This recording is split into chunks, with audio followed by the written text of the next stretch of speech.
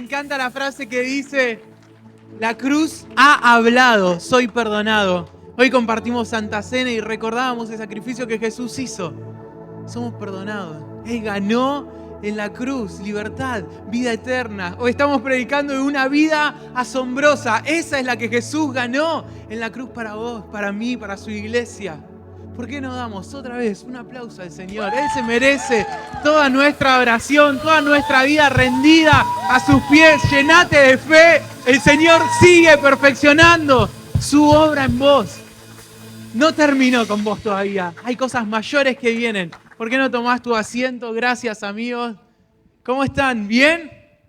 ¿Estamos bien? Buenas noches a todos.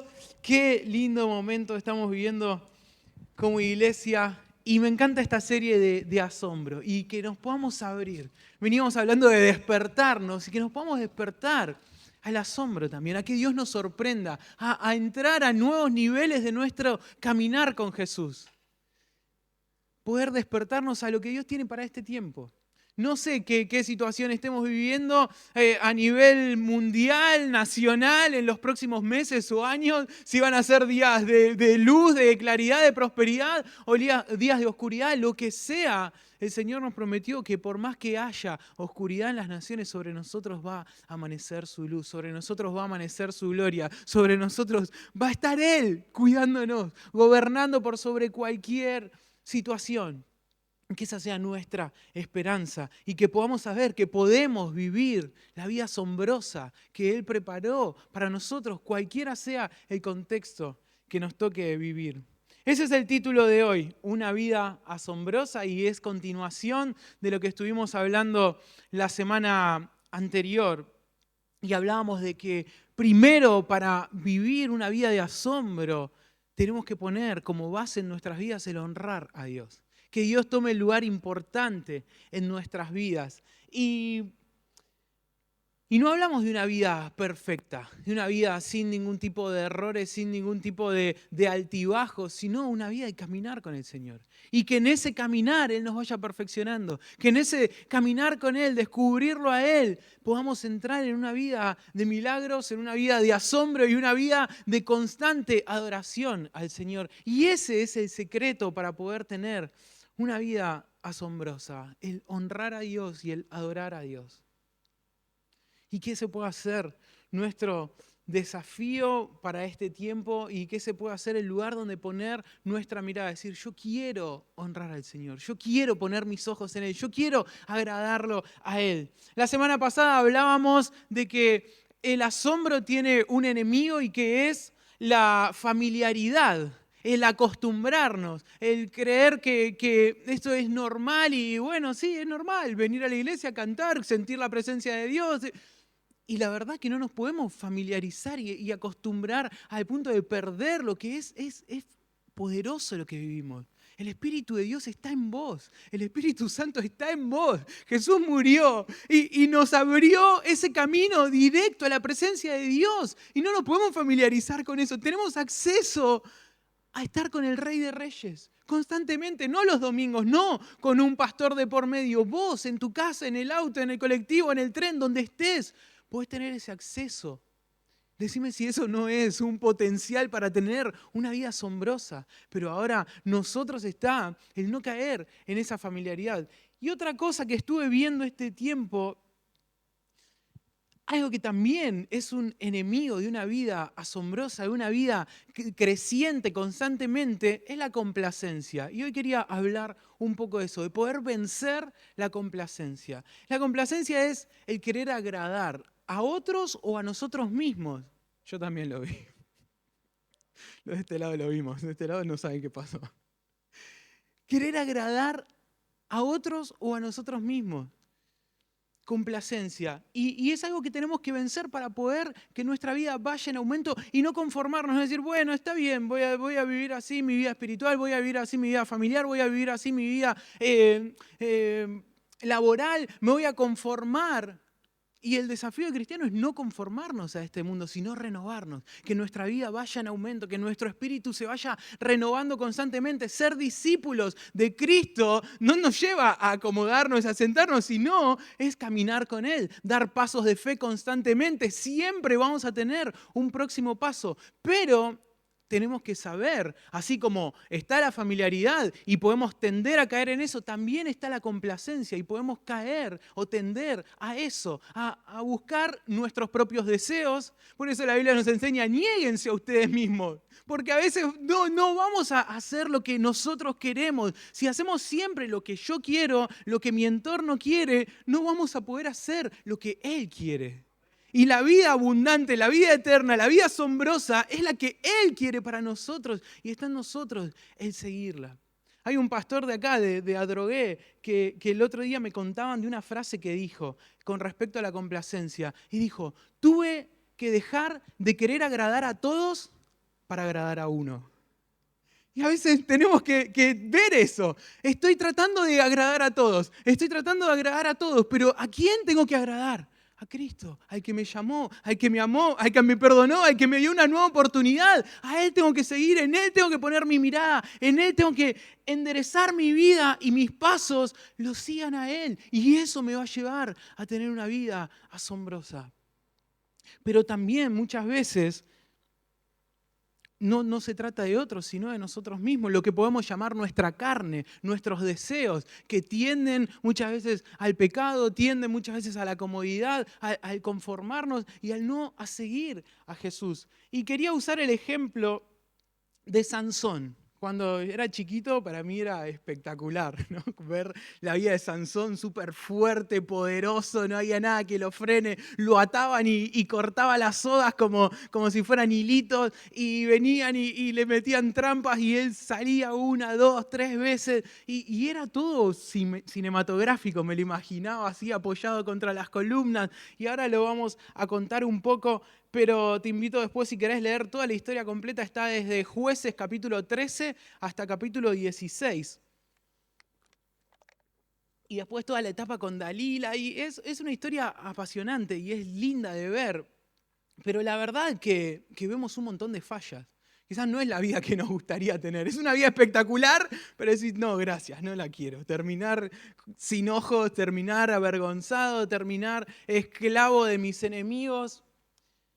Y vemos cómo fue, leía que como una espiral descendente.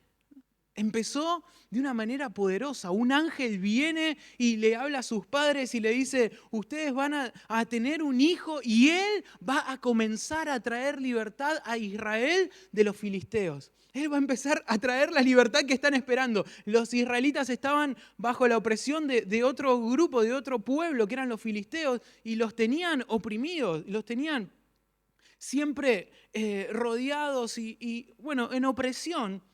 Y el Señor quería traer libertad. Y dice, voy a traer, eso va a comenzar desde Sansón. Y le da unas instrucciones a la madre de que ella no podía tomar alcohol ni contaminarse durante el tiempo de la gestación porque él iba a estar separado del Señor desde antes de su nacimiento. Desde la gestación ya iba a estar preparado. Entonces él no tenía que tomar alcohol, no tenía que estar en contacto con muertos, no tenía que cortar su pelo. Y era un voto que hacía con el Señor. Y vemos que la preparación fue increíble. Los primeros capítulos, los primeros de su vida, era súper lindo. Y vos decías, wow, va a venir algo poderoso, un ángel viniendo, trayéndole la noticia esta a sus padres. Vemos cómo el Señor lo respalda con fuerza, una fuerza sobrenatural. Ningún hombre de esa época tenía la fuerza que Sansón tuvo. Pero él empieza a tomar malas decisiones. ¿Se acuerdan que hablábamos de que una vida asombrosa empieza desde la honra? Y la Biblia nos enseña a honrar a nuestros padres. Al momento que él tiene que decidir por quién va a ser su compañera de vida, dice que empieza a ver una joven filistea y que le gusta. Y ahí en En el versículo 14 dice, Sansón descendió de Timná y vio allí una joven filistea. Y cuando él volvió, dijo a sus padres, he visto una joven filistea, pídanla para que sea mi esposa. Pero su padre y su madre le dijeron, ¿acaso no hay ninguna mujer aceptable entre tus parientes o en todo nuestro pueblo que tienes que ir a buscar tu esposa entre esos filisteos incircuncisos? Y Sansón respondió a su padre, pídanme a esa que es la que a mí me gusta.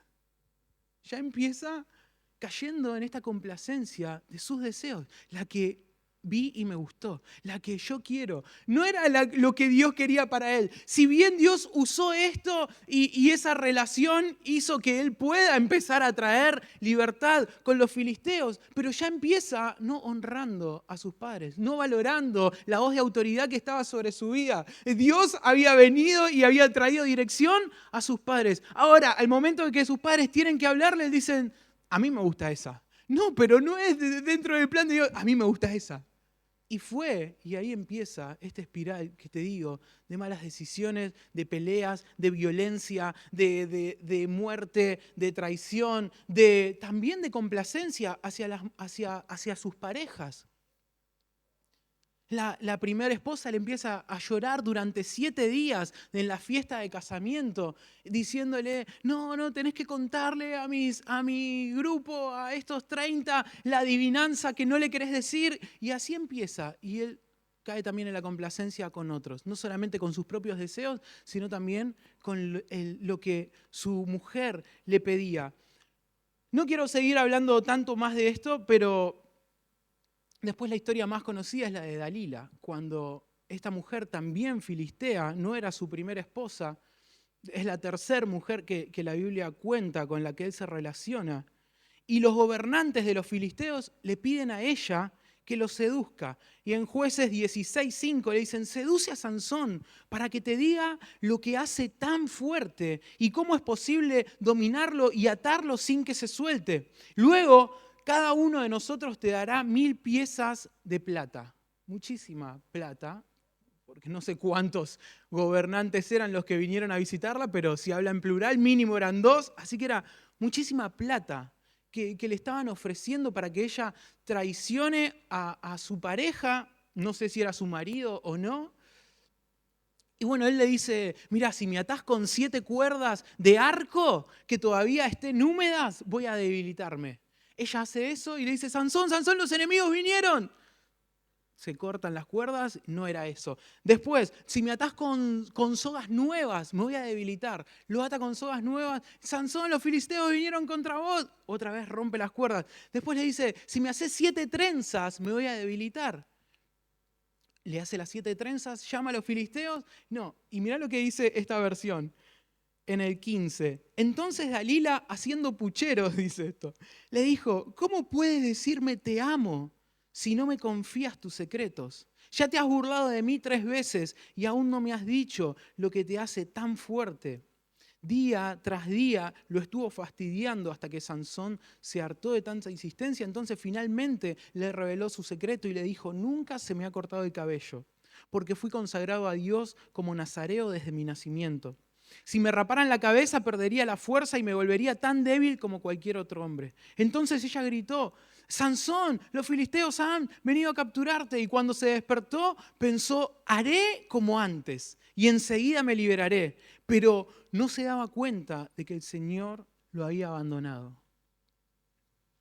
Había caído, pero si él había fallado a este voto de ser nazareo en otras ocasiones, en relacionarse con muertos. Probablemente dicen que cuando estaba en la fiesta o el banquete se haya tomado alcohol y en este momento ya lo raparon. Y ahí sí, ya inclusive hasta era visible su deshonra a Dios o su ruptura del voto que tenía con Dios.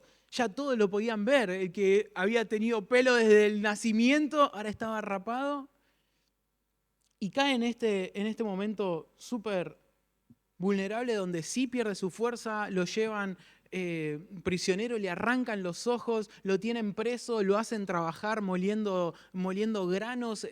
Y no solamente eso, sino que cuando tenían fiestas, que eran fiestas culturales, pero también religiosas, de adorar a sus dioses, piden que lo traigan mientras estaban borrachos para divertirse con él, como si fuera un juguete, y decían, nuestro Dios nos trajo a nuestro enemigo. El que por años nos estuvo haciendo difícil, ahora lo tenemos acá. Y estaban adorando a su Dios. Y en ese momento Sansón ora y le dice, Señor soberano, acordate de mí otra vez. Acá nos ponemos un poco graciosos. ¿Vieron el meme ese? Dios acá de vuelta o yo de nuevo. Medio parecido. No, él no tenía una vida de devoción a Dios. No tenía una vida de relación con Dios. Dios había sido fiel. Dios había cumplido su parte hasta ese momento. Cada vez que necesitó el poder sobrenatural de Dios, Dios había estado. Pero él no desarrolló una vida de relación con Dios. Y le dice, te ruego que me fortalezcas solo una vez más. Con un solo golpe, déjame vengarme de los filisteos por la pérdida de mis ojos. Entonces Sansón apoyó las manos sobre las columnas centrales que sostenían el templo y las empujó con ambas manos y pidió en oración, déjame morir con los filisteos. Y el templo se derrumbó sobre los gobernantes y todos los demás presentes. Y de esta manera Sansón mató más filisteos al morir que lo que había hecho durante toda su vida.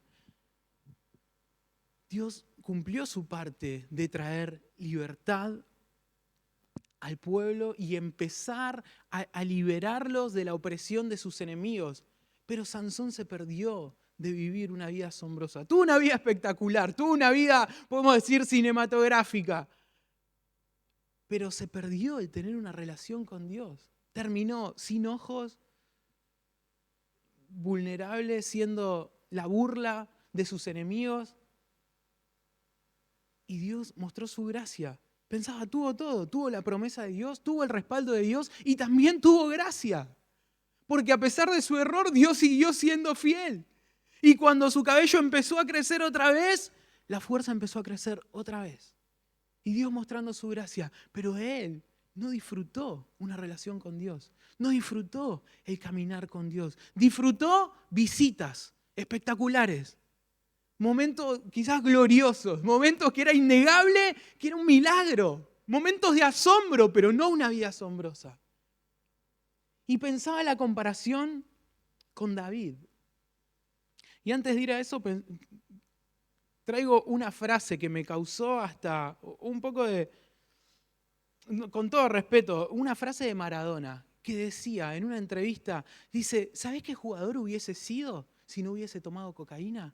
Y viste que él era súper expresivo y se agarra las manos así como orando y dice, ¿qué jugador nos perdimos? ¿Sabés qué juez hubiese sido Sansón si hubiese vencido la complacencia? Si hubiese honrado a Dios, si hubiese honrado a sus padres, si hubiese honrado a su pueblo, si hubiese caminado con el Señor todos los días, si esos momentos de oración hubiesen sido una constante en su vida. ¿Qué juez nos perdimos? ¿Qué juez hubiese sido? Sansón fue juez durante 20 años sobre Israel. Y una característica de ese tiempo, de todo el tiempo de los jueces, era que cada uno hacía lo que bien le parecía. Para él estaba bien vivir así. Porque no estaba en relación con Dios, no caminaba con Dios, no conocía el corazón de Dios. Pero vemos por otro lado a David, que siempre honró a su padre. Que siempre decía, por ejemplo, el Salmo 28:7 dice, el Señor es mi fuerza y mi escudo, mi corazón en Él confía, de Él recibo ayuda, mi corazón salta de alegría y con cánticos le daré gracias. Él sabía cuál era su fuerza. David quizás entre sus hermanos, entre todo el contexto, no era el que más resaltaba, no era el que más podía o tenía pasta de rey. Era un flaquito, chiquito. Pero él había desarrollado una vida de relación con Dios, de adoración a Dios, de honra hacia Dios, de honra hacia sus padres, de honra hacia su pueblo. Cuando otra vez un filisteo se levanta a venir a oprimirlos, a venir a desprestigiarlos, a venir a querer avergonzarlos, él dice, ¿quién es este? ¿Quién es este?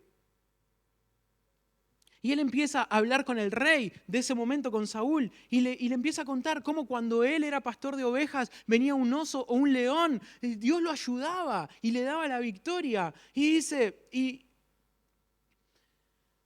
fuese león, fuese oso, tu siervo lo mataba, y este filisteo incircunciso será como uno de ellos, porque ha provocado al ejército del Dios viviente. Y añadió, Jehová me ha librado de las garras del león y del oso, y él también me librará de la mano de este filisteo. Y dijo Saúl a David, ve y Jehová esté contigo. Entonces David dijo al filisteo, tú vienes a mí con espada y lanza y jabalina, mas yo vengo a ti en el nombre de Jehová de los ejércitos, el Dios de los escuadrones de Israel, a quien tú has provocado, y Jehová te hará hoy, te entregará hoy en mi mano, y yo te venceré y te cortaré la cabeza, y daré hoy los cuerpos de los filisteos a las aves del cielo y las bestias de la tierra, y toda la tierra sabrá que hay Dios en Israel. Vemos acá la diferencia. ¿Sabes por qué? Sansón quería venganza por sus ojos. ¿Leyeron esa parte? ¿Prestaron atención a esa parte?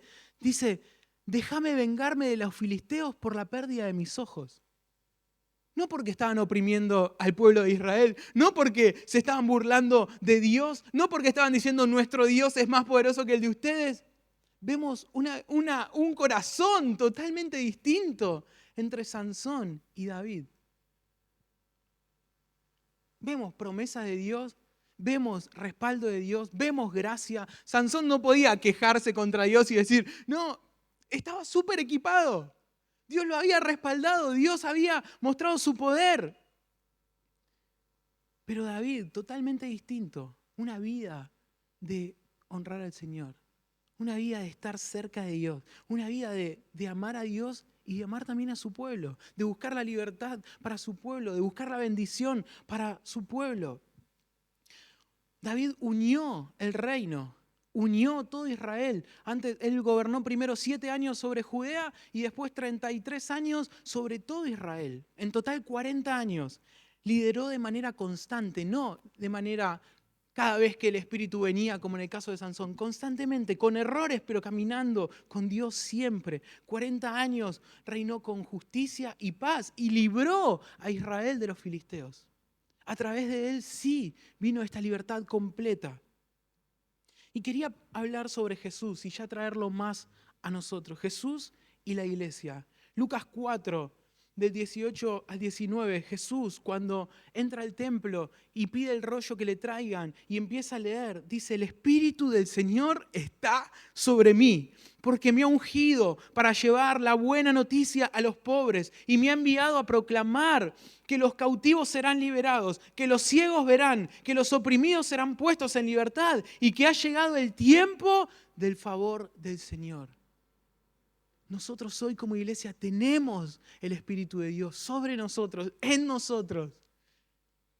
No para caer en complacencia, decir Dios bendecime a mí, prosperame a mí, que sí lo va a hacer y lo quiere hacer, pero también para llevar libertad a otros, para llevar vista a otros, para llevar paz a otros, para llevar prosperidad a otros. Ese era el corazón de Jesús y nosotros profesando a Cristo, viviendo la fe cristiana, siguiendo sus pasos, de la misma manera tenemos que seguir. Dios nos dio un espíritu de poder, de amor y de dominio propio. Yo pensaba en Sansón, digo, quizás tuvo solamente poder. Quizás le faltó el dominio propio y el amor. No pensar solamente en él. Pensar en sus padres, pensar en su pueblo, pensar en dominarse a sí mismo. En si hay hábitos destructivos, poder decir, Dios, vos sos más poderoso que mis hábitos. Si hay una tendencia que siempre quiere lo que mis ojos quieren, decir, Dios, quiero poner mis ojos en vos. Llevo todo pensamiento a tu obediencia. Alma mía, bendice al Señor. Dominarnos a nosotros mismos y vivir una vida de honrar a Dios, de ponerlo a Él como piedra fundamental.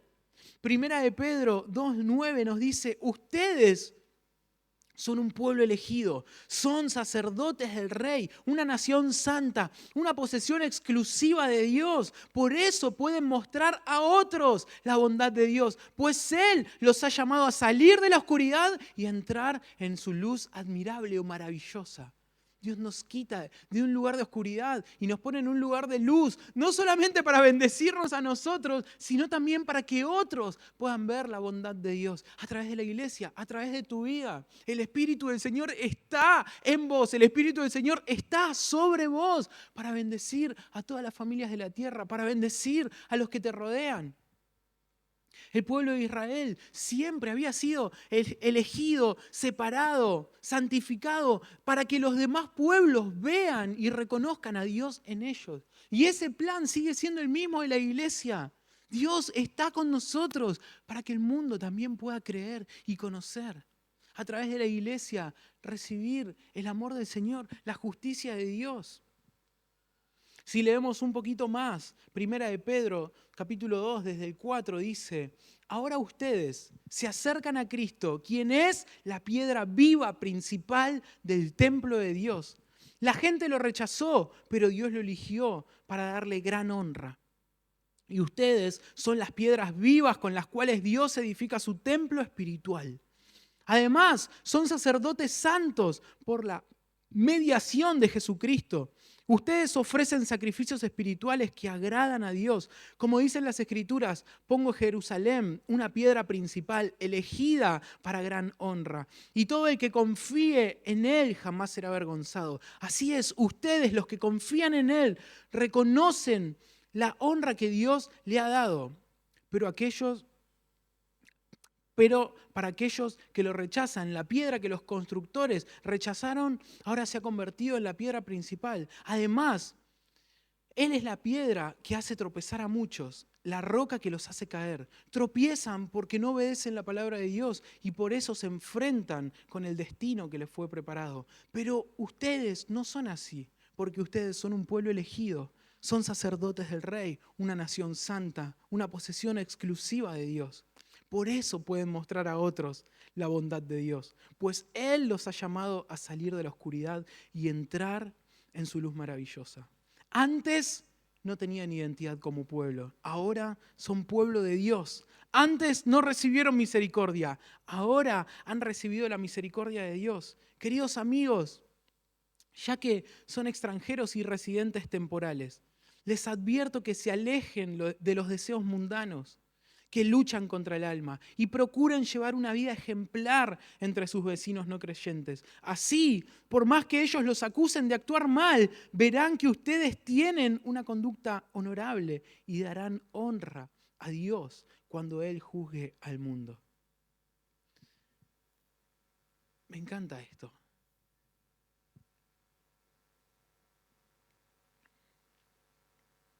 Todo el que confíe en Él jamás será avergonzado. Todo el que confíe en el Señor jamás va a ser avergonzado. Veo a David confiando en el Señor. Y quizás Sansón confiando en sus fuerzas. David, quizás rechazado entre sus hermanos, confiando en el Señor, poniendo a Dios como esa piedra principal, fundamental de su vida, diciendo: yo voy a edificar mi vida, voy a construir mi vida, pero lo voy a hacer sobre Cristo. Voy a confiar en Él y no voy a ser avergonzado. No voy a ser avergonzado. Que esto lo puedas creer. Vas a tener una vida asombrosa. Vas a tener la vida hermosa que Dios quiere para vos, que quiere para sus hijos. Van a otros ver la bondad de Dios en tu vida. Otros van a ver las bendiciones de Dios en tu vida. Pero cada día poder decir: Dios, quiero elegirte a vos. Quiero que vos seas lo principal en mi vida. Quiero que mi vida te honre a vos. Quiero que mi vida sea de bendición para los que me rodean. Quiero que mi vida te dé gloria a vos. Y para eso estamos como iglesia. Mateo 28, 19 y 20 dice: por tanto, vayan y hagan discípulos de todas las naciones, bautizándolos en el nombre del Padre, del Hijo y del Espíritu Santo, y enseñándoles a obedecer todo lo que les he mandado a ustedes, y les aseguro que estaré con ustedes siempre hasta el fin del mundo. Dios mostrando su fidelidad. No los voy a dejar solos. No los voy a abandonar. Sansón en un momento se siente abandonado por Dios y no se había dado cuenta. Y la promesa de Dios es, no los voy a avergonzar, no los voy a dejar solos. Mi espíritu está sobre ustedes. El mismo espíritu que levantó a Jesús de los muertos está sobre ustedes, está en ustedes. Ustedes son mi pueblo, ustedes son mi familia, ustedes son importantes para mí, ustedes son importantes para el plan que tengo. Su vida tiene un propósito, un sentido. Y van a ser bendecidos. Y su parte va a estar cubierta. Pero hay algo más, de bendecir a otros a través de nosotros. ¿Por qué no te pones de pie y oramos que el Señor nos esté mostrando también?